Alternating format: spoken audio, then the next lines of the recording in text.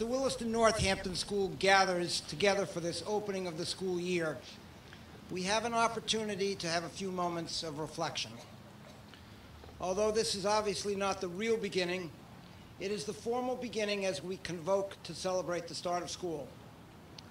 A year ago, I asked that we reflect on where we are, where we have come from, and where we expect to be metaphysically at the end of the school year. This year I offer a different theme, just because some things are new while others are the same. I got into an R mood last year and I decided to stay with it this year.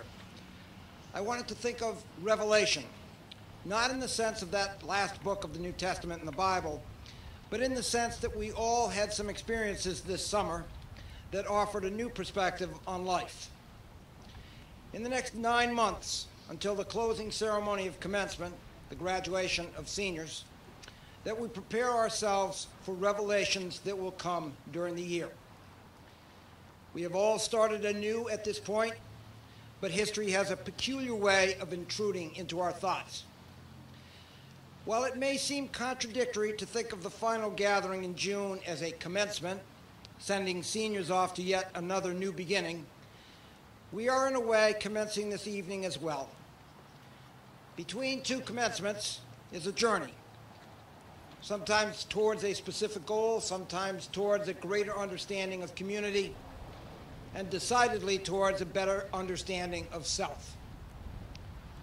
We gather with a sense of purpose, with a continuation of or a search for a passion, and with a concern for the integrity of both self and community. Whether you are a student, first year or sixth, or anywhere in between, or a faculty member, or a parent, or an alum, or a friend, I hope you will pause to think, to give thanks, and to look forward to a great school year. Schools have traditions that help define and reflect them. One of ours is the ringing of a bell called the Angelus. The Angelus was presented to Northampton School by the Student Council of 1952. Some say it became the heart of the Northampton School for Girls campus. The Angelus is a bell which is inscribed for quiet thought. It was sounded every afternoon, at which students and teachers paused for a minute of silent reflection.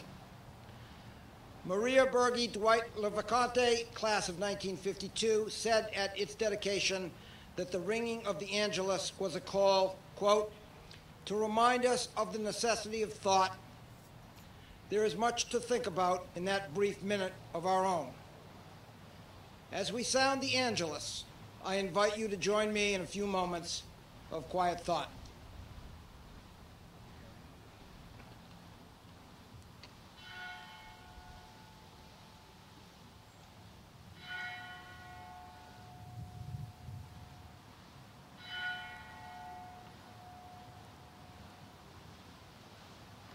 Thank you and welcome.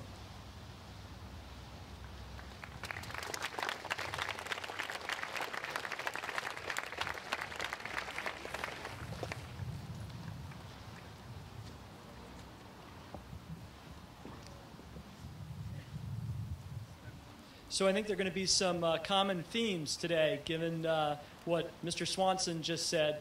And he and I didn't compare notes ahead of time. I don't know, maybe we should have. I want to welcome everybody here to the Williston Northampton Schools, class 172nd year. And we got a lot of classes arrayed out there from 2017 to 2013. So welcome to all of you. This is actually one of my favorite days of the year. I also want to welcome all the faculty, all the staff, parents, trustees, past trustees, and our honored guests. This afternoon's convocation, as I said, marks the 172nd year. And this summer, as I was rereading the history of the school, of the founders Samuel and Emily Williston, I realized again that theirs was an improbable journey. Having had all 4 of their children die from the various viruses that proved so deadly before the advent of penicillin, Samuel and Emily Williston's surrogate child was the institution that is your alma mater. As Mr. Ketchum explained to us last Sunday, and as all of you propelled us along with a Willie rendition of the rock anthem, Don't Stop Believin', we are all on our personal journeys. So in the spirit of the 9th grade's reading of the Odyssey and Mr. Ketchum's song selection, I'm just going to expand on that theme for a couple of moments. This past summer, the Hill family had a fantastic journey to England and then down to Cape Town, South Africa.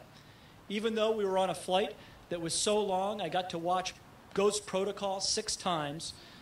And even though I had to relearn how to drive like a mad Englishman on the wrong side of the road, dodging hedges on one side, sheep occasionally in the front of the car, and lorries to my right, and even though I had to go around those roundabouts and just take a guess at which lane I was coming out of, the whole trip was an incredible success. I got to admit, though, I got a little tired of the silky sweet voice of the woman on the train who sounds like the Garmin lady when she said at every opening of the train doors, I'll do my best, "Please mind the gap between the train and the platform edge." Family first is one of my most cherished personal values, and so a major purpose of our journey to England was visiting Mrs. Hill's grandmother and extended family who live in the Manchester area. Go United. Come on. Manny, you? Get it? Okay, that's good. We were in England before the Olympics, but the ping pong match between our 11-year-old son, Robbie, and his 94-year-old great-grandmother would have at least won bronze 2 weeks later. Another highlight was seeing my older sister for the first time in 5 years. She took a journey to Botswana after college through the Peace Corps and has lived in Africa ever since. That's the thing about journeys. Mr. Swanson alluded to this. He stole my line. Sometimes you have a destination in mind, sometimes you plan a round trip, and sometimes you might stay where you landed. Fortunately for us, though, ours was a return trip from a point on the globe that is 20 hours of flight time to New York City and a world apart from the life we lead here at Williston. No doubt, journeys are also about changing one's perspective, and that can happen even unconsciously to the most attuned of travelers. So I know my perspective has been altered in ways that I may not yet fully comprehend. I have now been to Cape Town twice, the first time during the reign of apartheid, and this summer in the aura of Nelson Mandela's post-apartheid world. While much has changed, I was still struck by the vast inequality of income that is plain to see, where townships spring up in a matter of weeks, a subsistence level of dwelling that is unknown to us in the United States and hard to even imagine. As Seamus Khan told us a year ago, and as I observed firsthand, global income inequality is likely to be your generation's greatest challenge to resolve. Thanks to the folks at Google in their quest to make all that has ever been written or said downloadable, I learned of a quote attributed to Confucius: "A journey of 1,000 miles begins with a single step." Each of you sitting before me is either just embarking on your Williston journey or you are picking up where you left off last year. I wonder, which of you will leave Williston to become a nationally acclaimed scientist like John Seely Brown, the class of 1965? Which of you will become a country western singer like Ashley Gearing, class of 2009? Which of you will lead a life in public office like congressional hopeful Sal Pace, class of 1995 of Colorado? Or which of you might go on to write for Saturday Night Live like Brad Hall, class of 1975?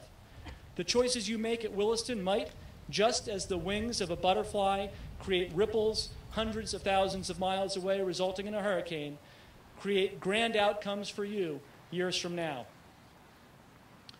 You all know that one of our greatest American heroes, Neil Armstrong, recently passed away. At our opening faculty dinner 2 weeks ago, I was stopped by the sight of the full moon rising above Ford Hall, just to my right. You know the image, when the moon looks unnaturally large and impossibly suspended. And the next morning, Friday, August 31st, I saw that our flags were flying at half-staff in honor of Neil Armstrong's life. In one of those fortuitous celestial moments where the stars really did seem to align, the first man to walk on the moon was buried under the gaze of a blue moon.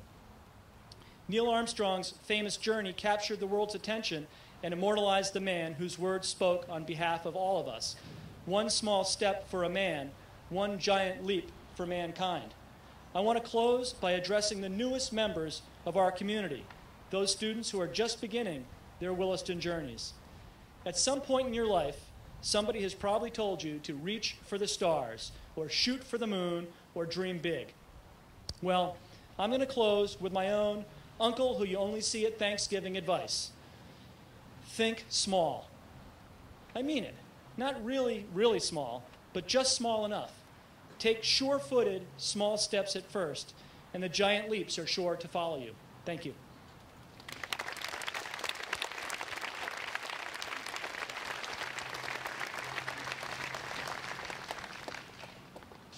Matthew Frere.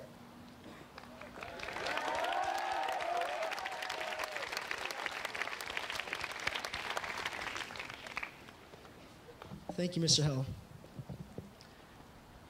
To the faculty, staff, and administration, parents, distinguished guests, and especially to my fellow Williston students, good evening. It is indeed an honor to stand before you this evening as your 2012-2013 Student Government President. I can hardly believe that it's been 4 years since my first convocation. I was excited, I was scared, and I was uncertain about what to expect once I got here. Despite my mixed feelings, however, I was sure of one thing, that Williston would be perfect for me. When I first arrived, I was astounded about how tall people were. Nevertheless, it didn't prevent me from establishing the strong and wonderful relationships and friendships that I have here today.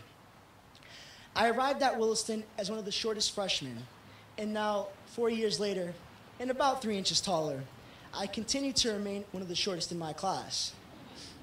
However, my message to you today is not about how tall or how short you are. It's about how far you can go and what story you want to tell at the end of your Williston journey. Let's take a minute and reflect on how privileged we are to attend this institution, to have the faculty we have, and the administration that keeps our school going. Think about how many students would love to be in our shoes right now, but for whatever reason, do not have the opportunity to be part of this wonderful community. We are indeed quite fortunate in the end to be here, and we should be sure to take advantage of this opportunity. For the new students, I welcome you to Williston, and I ask you to reflect on the activities you're currently involved in, the friends you've made, and the activities that you will like to be involved in later on.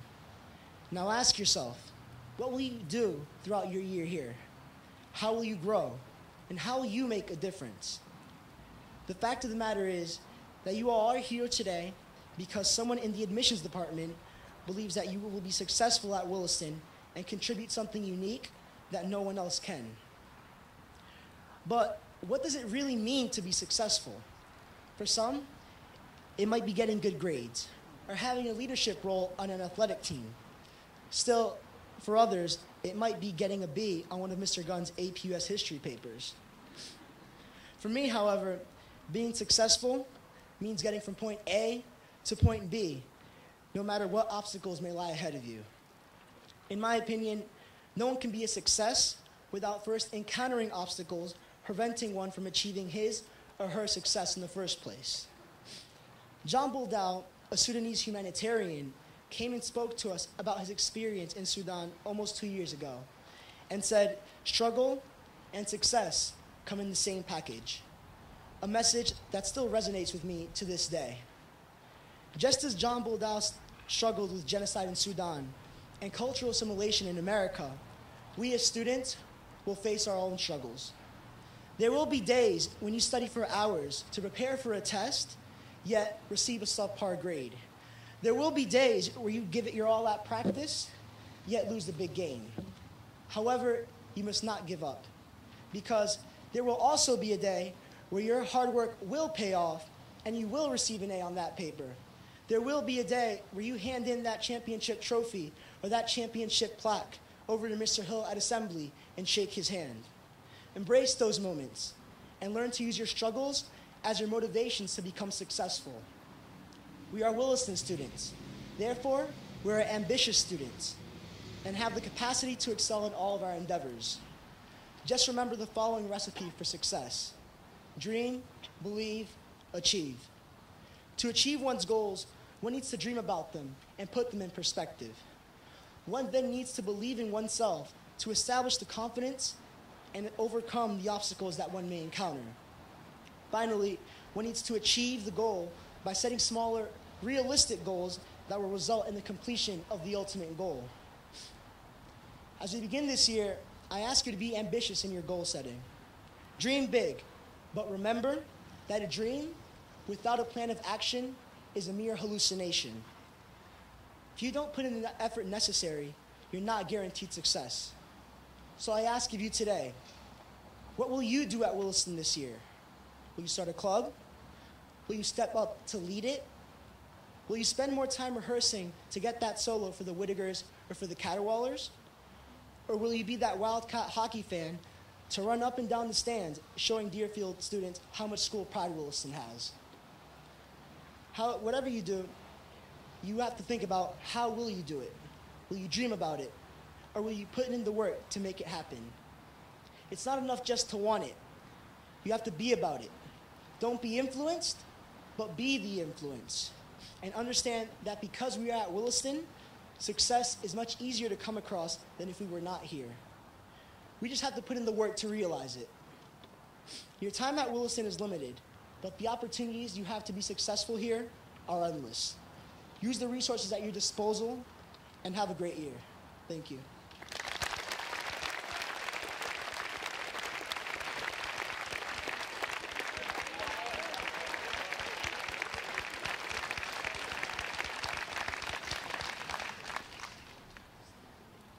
I think we just found our future U.S. Congressman. Matthew, that was an awesome job. Next here, as you can see on the fold-out,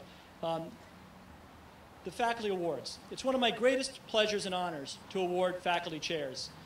Those are named honorary positions that come with a 5-year stipend thanks to the incredible generosity of donors to the school. This year we have 2 presentations. The first, the Henry M. Zaks Class of 52 and Judith M. Zaks Faculty Chair, is presented in absentia to Harris E. Thompson, member of the English Department since 1987, and he can't be here right now because he's in Greece completing his novel. Truly. The second faculty chair this afternoon takes on even greater significance because it represents the inaugural award of a newly funded chair named after someone who is here with us. The Richard C. Gregory Faculty Chair, made possible through the generosity of donors, some of whom are present, honors Mr. Gregory's 43 years of teaching, advising, and dorm parenting. Mr. Gregory, whose company we still enjoy in the dining commons, is an accomplished musician, a composer, and he's legendary among decades of former caterwaulers whom he so successfully led while they were students at Williston. I would like to ask the person who wrote the following line to come forward and stand next to me. Quote, "Dear Sir, I am a graduate student in the music department of the Mason Gross School of the Arts at Rutgers University. I should very much like to be placed in a full-time teaching position at a preparatory school somewhere in New England. Williston, indeed, has been Greg Tillea's somewhere in New England since he wrote to then Headmaster Chris Corkery in 1983.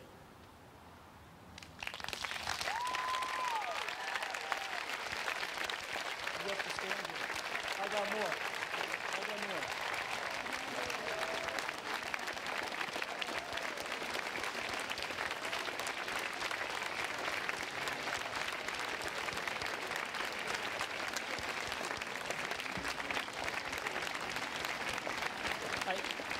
I think this might have been a surprise. You, of course, know Mr. Tillea as our academic dean, varsity girls cross-country coach, 9th grade English teacher, and supreme flautist. What you didn't know is that Greg Tillea is as close to a Renaissance man as you will ever meet. He holds a Bachelor of Science degree, a master's degree in music, has been a professional musician. Remember the letter. He began his teaching career at Williston teaching music. He is also a published poet, and if that's not enough, I learned from a letter in his illustrious file that he can also rebuild pianos. True, right? That is true. Mr. Talea is quite simply a remarkable teacher, a remarkable colleague, a remarkable school person, and it is my enormous privilege to present Mr. Gregory Talea as the first recipient of the Richard C. Gregory Faculty Chair.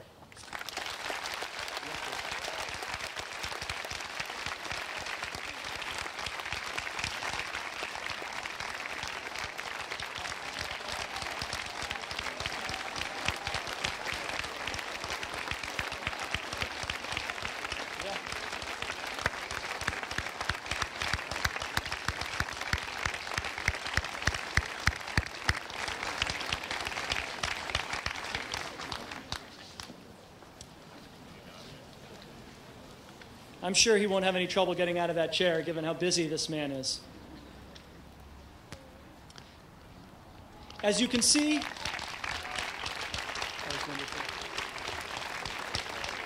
there's wonderful synergy in a chair named after a musician going to a musician. As you can see from the numbers listed after her name, Mrs. DeMoore has a long history and a deep knowledge of Williston as a parent of 4 students who have graduated. Since I am in my 3rd year at Williston, many of you do not know that Mrs. DeMoore was the chair of the search committee that brought me here. But some of you may remember when the announcement of my appointment was made in Stevens Chapel in the spring of 2010, her cell phone went off not once, but twice. I'm turning mine off right now because Mrs. DeMoore is a stickler for that at trustees' meetings. It is my distinct pleasure to introduce one of the great friends of the Williston Northampton School and our current president of the Board of Trustees, Mrs. Elizabeth DeMoore.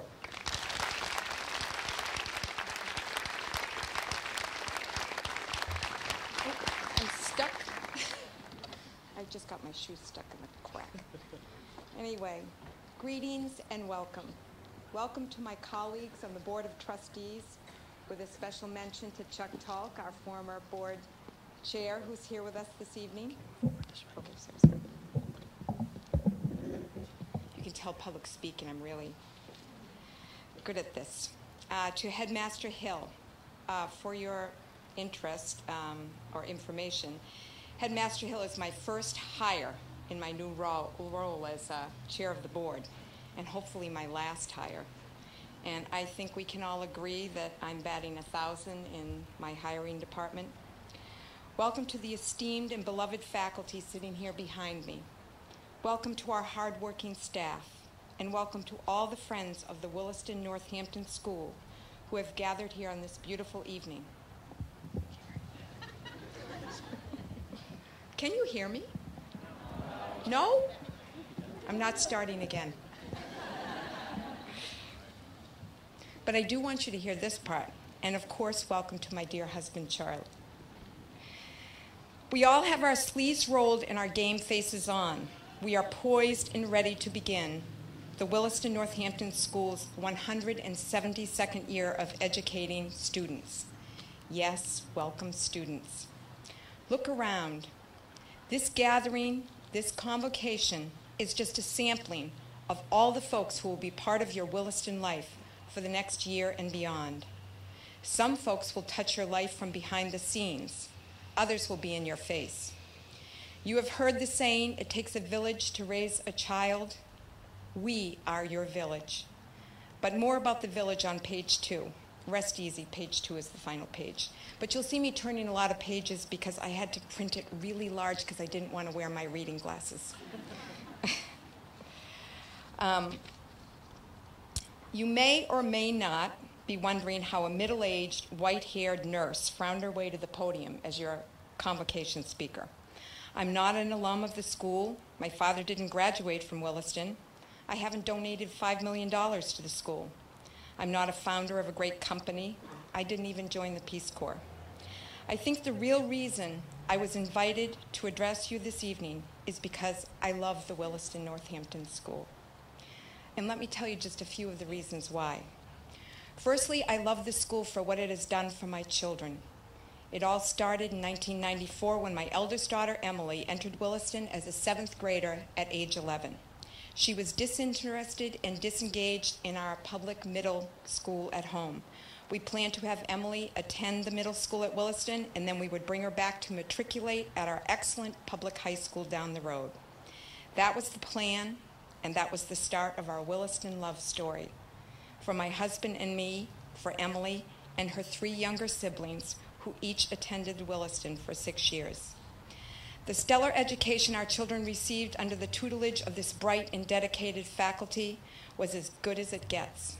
But we all know that academics are just a part of a school like Williston. Myriad opportunities were for the taking. Our children dabbled in the arts, played music, secured roles in plays, held class office. They played sports they never would have played if not at Williston. Some captained teams. Some of my children's closest friends to this day are their Williston friends. No, everything was not perfect. Trips to the dean's office and calls home, though not often, did happen. Dean's list was not a given, and cum laude society passed on 2 of our kids. Dress code violations were the bane of one of my son's existence and his mother's wrath. However, even the less than perfect times provided valuable lessons. It was the teacher, advisor, or coach who held our kids' feet to the fire, handed out the appropriate disciplinary measure, and helped our child reflect on his or her behavior and move on. Despite some speed bumps at Williston, all 4 kids went on to college and graduated. They have jobs, health insurance, and not one is living in our basement. Most importantly at Williston, our children were given the tools and the encouragement to continue to hone a life of passion, purpose, and integrity. Secondly, while my kids were at Williston, I wore many hats. I decorated the stew-bop for 8th grade dances. I solicited gifts for the grade auction. I did phone-a-thons and participated in diversity days. I was a perpetual team parent and served on numerous committees for this and that. I was president of the Parents Association. If you ask my kids, I spent way too much time on campus. But I got to know many of the good folk who make this place tick. Witnessing the dedication, passion, and caring of the faculty, staff, fellow parents, and students made me want to keep coming back and giving back. Some of my closest friends also hail from this campus. I have a deep respect and appreciation for the many people who do good work here at Williston. Lastly, in 2003, I was invited to be a member of the Board of Trustees. I agreed to stay on the board until 2011, the spring my youngest son, Christian, would graduate from Williston. Well, here I am, taking on the president of the board position and now looking at 2013 and beyond. Why? Since the arrival of Headmaster Hill 3 years ago and the team of administrators, faculty, and staff that he has cobbled together, I see a new vision for our school. Headmaster Hill and his team make me proud to be a trustee of the Williston Northampton School. I envision a Williston with a promising future, full of academic excellence, holistic education, global exposure, diverse culture, and that same warm, nurturing environment Williston embodies. Okay, I promised to return to the idea of the village and raising a child when we got to page 2, but remember I had to have a lot of pages because I had big print. So we're at page 2. I want to offer 2 pieces of advice, one about connections and the other about responsibility. Connections. Get to know the people in your village, the faculty, the dining staff, the groundskeepers. Befriend the headmaster and his wife and kids. Know the deans, administrative staff, health services folks, admission staff, college counseling friends, and yes, even the trustees. Engage with these good folk whenever possible. Frequent office hours. Learn names. Thank them. Tell them your name. Share your concerns. Life is about making human connections. Connected people live longer, healthier, and happier lives. This is scientifically documented. Connections may help you get into college or find a job. Now is the time to work at making connections. Practice makes perfect. When I walk on campus, I try to look each student passing by in the eyes. Most often, I'm not noticed. Hey, if you're engaged in a deeper, entertaining conversation with a fellow student, I get that. The next most common reaction is a quick, diverted glance to the ground. The least common reaction is a hesitant and furtive gaze, return gaze. I respond with, hi, which usually gets me a hi in return, and if I'm lucky, a smile. You made my day. You have made an impression on me, and you are being a good ambassador for the school. See how easy it is?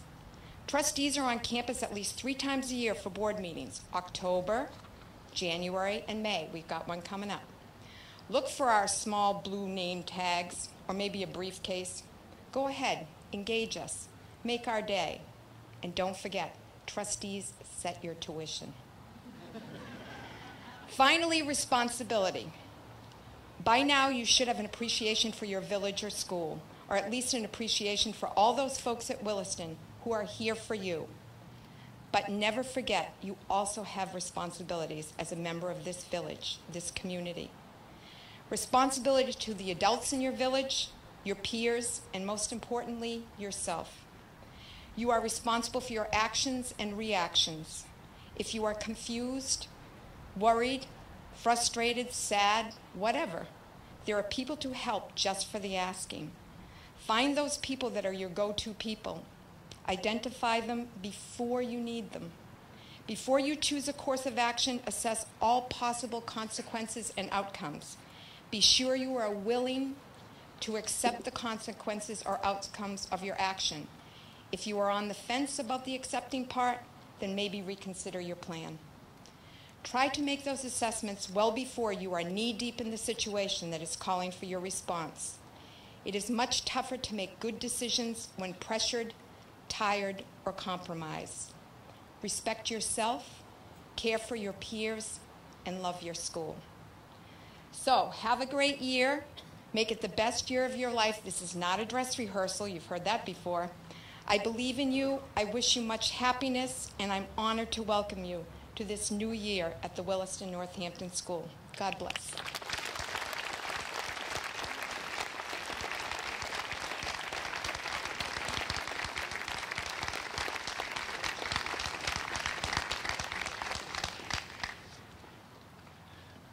Mrs. Demore is just awesome.